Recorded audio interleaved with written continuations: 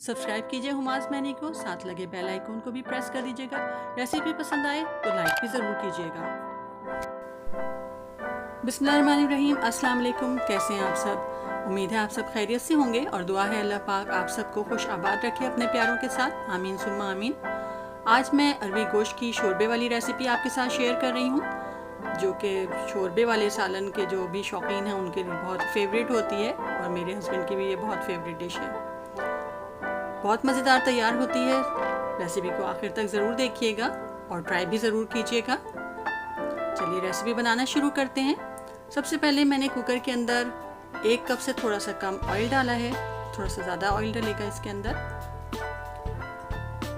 और फिर मैं इसके अंदर 1 table spoon ginger garlic paste डाल रही हूँ, क्योंकि मैंने तली हुई प्याज यूज़ करनी है। अगर आप फ्रेश प्याज यूज़ कर रहे होंगे तो फिर आप 1 बड़ी प्याज को या 2 दरमियानी प्याज़ों को पहले ब्राउन कर लेंगे, उसके बाद लहसुन अदरक का पेस्ट डालेंगे जैसे हम नॉर्मल खाना बनाते हैं।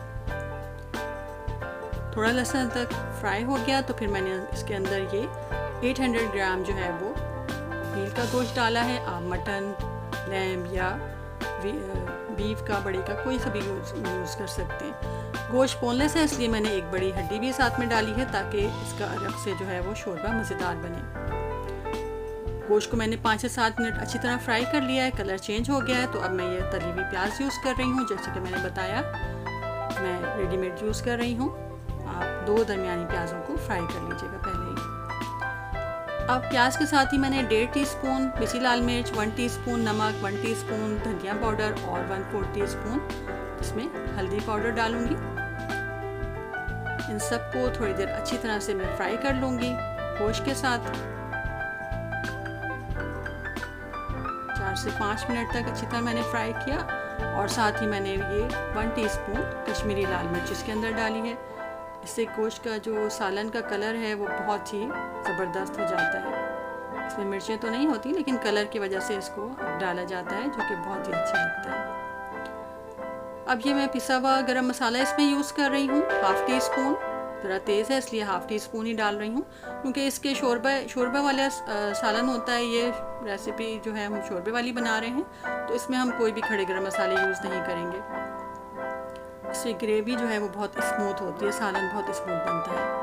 अब ये 250 ग्राम जो है मैंने योगर्ट लिया है, इसको मैंने फेंटा हुआ था, ये मैं इसके अंदर डाल दूँगी। और साथ ही अभी तक मैंने जो है वो तेज़ आंच पर ही सब कुछ कर रही हूँ, फ्राई कर रही हूँ। थोड़ा सा इसके साथ भी इसको अच्छी तरह पका लिया। उसके बाद मैं इसके अंदर 1 से 1.5 गिलास पानी डालूँगी, इतना जितना कि मैं गोश्त जो है वो गल जाए। आप अपने हिसाब से जो भी जिस तरह का भी गोश्त आप यूज़ कर रहे हो उतनी देर के लिए पकाइएगा। मैंने 12 से 15 मिनट इसको कुक किया। और ये अरबियाँ हैं, ये क्योंकि पाकिस्तानी अरबियाँ हैं, यहाँ पर कभी पाकिस्तानी एरिया में मिल जाती हैं, तो हम ये ज़रूर यूज़ करते हैं, क्योंकि इसी का में जो है वो अरबी का सही टेस्ट आता है और इससे हाथ पे रैश हो जाते हैं। इसलिए मैंने इसे ग्लव्स पहन के पील किया और नमक वाले पानी में डाल के इसको रख लिया और बीच में से कट लगा लिया। इसमें अलहदा नहीं किया है, बस इतने स्प्लिट किया है कि वो जुड़ी रहें एक साथ। अब ये 12 से 15 मिनट मैंने गोश्त को पका लिया है। गोश्त हमारा तैयार हो गया है। थोड़ी सी कसर बाकी है जो कि हम अरबी के साथ पूरी करेंगे। थोड़ी सी देर और मैं इसको चम्मच चला लूँगी, फ्राई करूँगी थोड़ा सा अच्छी तरह से। और उसके बाद ये अरबियाँ जिनको मैंने अब धो के नमक वाले पानी से फेंक के और साफ़ पानी से धो के ये मैं इसके अंदर डाल लूँगी और थोड़ी देर इसको भी मसाले के साथ भून लूँगी, 2-3 मिनट। यहाँ की जो लोकल अरबियाँ होती हैं उसमें टेस्ट बिल्कुल नहीं होता और उनको पका के तो लगता है जैसे आप आलू गोश्त खा रहे हैं, अरबी का कोई टेस्ट नहीं आता। लेकिन पाकिस्तान एरिया से जो हम पाकिस्तान वाली अरबियाँ लेकर आते हैं उसका टेस्ट जो है वो असल अरबियों वाला होता है, जैसे कि हम पाकिस्तान में खाते हैं। तो यही जब भी हमें मिलती हैं तो हम ज़रूर ले लेते हैं और इन्हीं से ही सही अरबी गोश्त का टेस्ट आता है। अब मैंने 2 हरी मिर्चें भी इसके अंदर डाल दी हैं। अब मैं इतना पानी डालूँगी जितना मुझे शोरबा रखना हो, और क्योंकि ये पतला शोरबा होता है इसलिए थोड़ा सा ज़्यादा पानी डालूंगी, क्योंकि अभी अरबी ने भी थोड़ा सा गलना है, गोश्त में भी थोड़ी सी कसर है। आप अपने हिसाब से जितना आपने पतला रखना हो, जितना आपके टाइम हो, उसी हिसाब से आप उसको पकाइएगा। 6 से 7 मिनट मैंने दोबारा इसको बंद करके रख दिया था दरमियानी आंच पे। अब ये देखें हमारी जो है वो शोरबा हमने इतना पतला रखना है, बिल्कुल सही कंसिस्टेंसी है इसकी।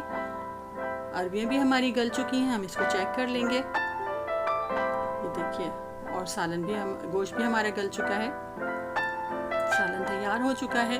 अब हम इसके ऊपर जो है वो मैं आधा जो है वो लेमन स्क्यूज़ कर रही हूँ, क्योंकि अच्छा जूसी था इसलिए मैंने सिर्फ हाफ ही डाला है इसमें, क्योंकि लेमन ऊपर से भी छिड़क के जो है वो खाना पसंद करते हैं, बहुत अच्छा टेस्ट आता है उसका। अब हम इसे डिश आउट कर लेंगे। सालन हमारा तैयार हो चुका है। थोड़ी सी हरी मिर्ची और लेमन से मैंने इसको गार्निश किया है। ज़रूर ट्राई कीजिएगा इस रेसिपी को, और लाइक भी कीजिएगा वीडियो को, सब्सक्राइब भी कर लीजिए अगर अभी तक नहीं किया। फिर मिलेंगे इंशाल्लाह एक और अच्छी रेसिपी के साथ। इजाज़त दीजिए, अल्लाह हाफिज़।